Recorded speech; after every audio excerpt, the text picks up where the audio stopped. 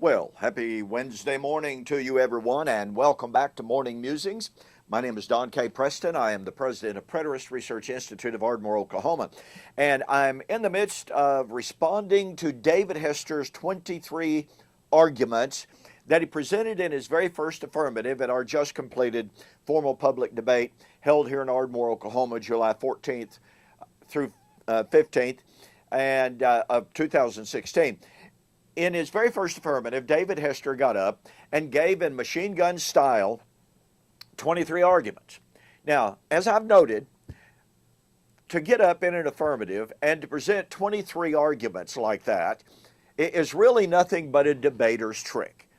He knew, anybody listening, anybody watching, knew without a doubt Preston would not have the time to respond properly to all 23 arguments.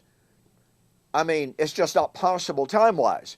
Thus, David Hester could get up and say, see, Preston did not answer my arguments. That proves he couldn't answer my arguments. Well, look, in any debate, you never have enough time to respond to every single thing that's said. That's understood, and that's natural. But to purposely present so many arguments that you know your opponent cannot get to them is really nothing more than a debater's trick. It's to overwhelm the audience, and it's to overwhelm the opponent. And it's not the way to engage in honorable debate, all right? I mean, it's just simply not the way things are done in proper Christian controversy. If the object is truth and not to score points, then you present enough material that can be developed, that can be discussed, even understanding that even that cannot be fully answered in every single detail. Well, all of that aside, all right?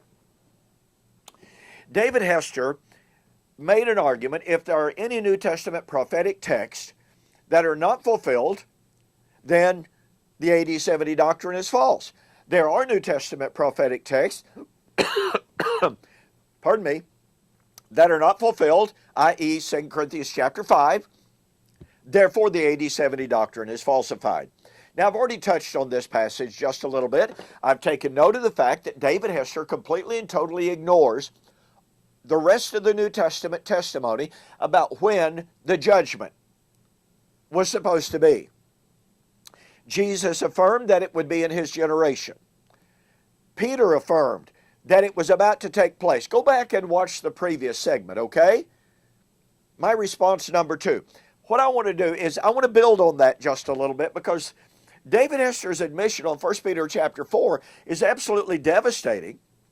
But I want you to see that the consistent testimony of the New Testament is that the judgment of the living and the dead was to take place in the first century in conjunction with the fall of Jerusalem. Now, while I could examine many texts, what I would like to do is to focus on Revelation chapter 11.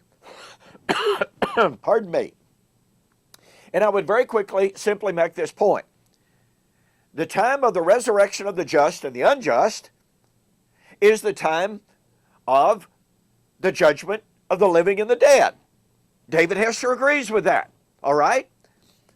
The time of the resurrection of the just and the unjust, and thus the judgment of the living and the dead, is the resurrection of Daniel chapter 12, verse 2. But the resurrection of Daniel chapter 12, verse 2 would be when the power of the holy people is completely shattered. Now, what David Hester would have to do is to reject his own admission that Daniel chapter 12 equals John 5, 28 and 29, and is the same resurrection of Acts 24, 14 and 15. You catch the power of that?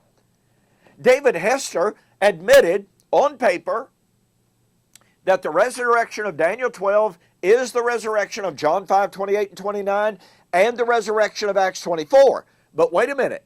David Hester knows, everyone in the audience knows, he believes that the resurrection of John 5, 28 and 29 and Acts 24 is the time of the judgment of the living and the dead.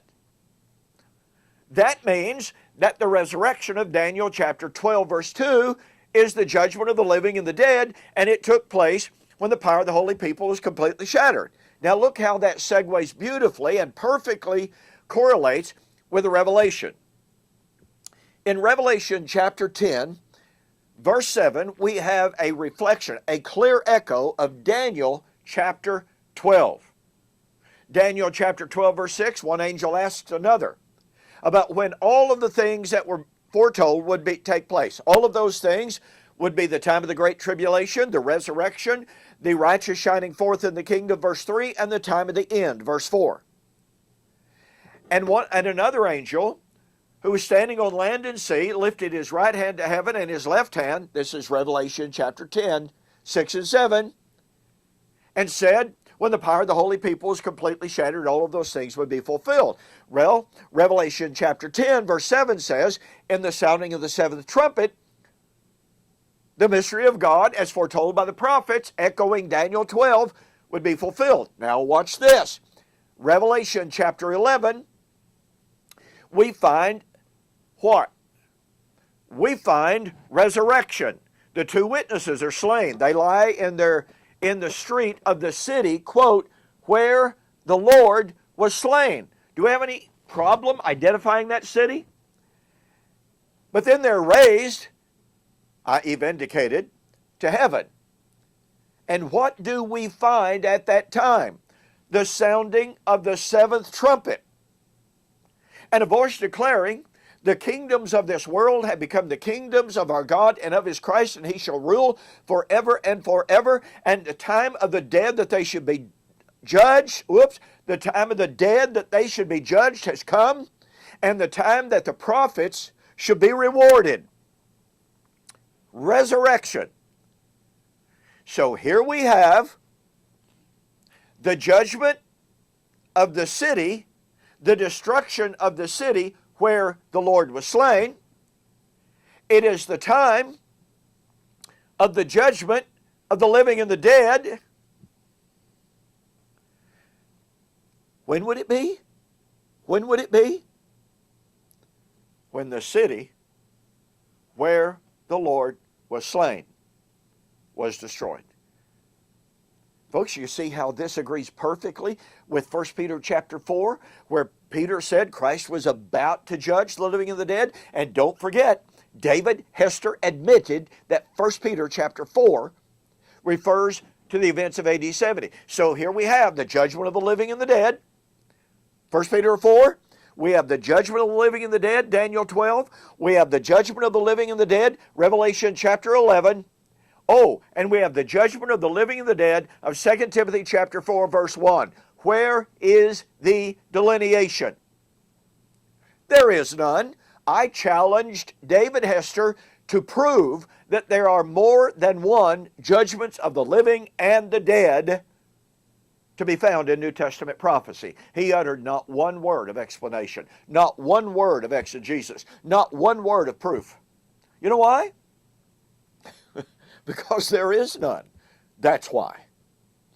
So, when David Hester appealed to 2 Corinthians chapter 5, verse 10, and the judgment, we have to realize that the judgment of 2 Corinthians 5 is the resurrection of Daniel 12, which is the judgment of the living of 1 Peter 4, of the living and the dead, which is the judgment of the living and the dead at the time of the resurrection of Revelation 10 and 7, which occurred when the city where the Lord was slain was destroyed. You see how easy this is, folks?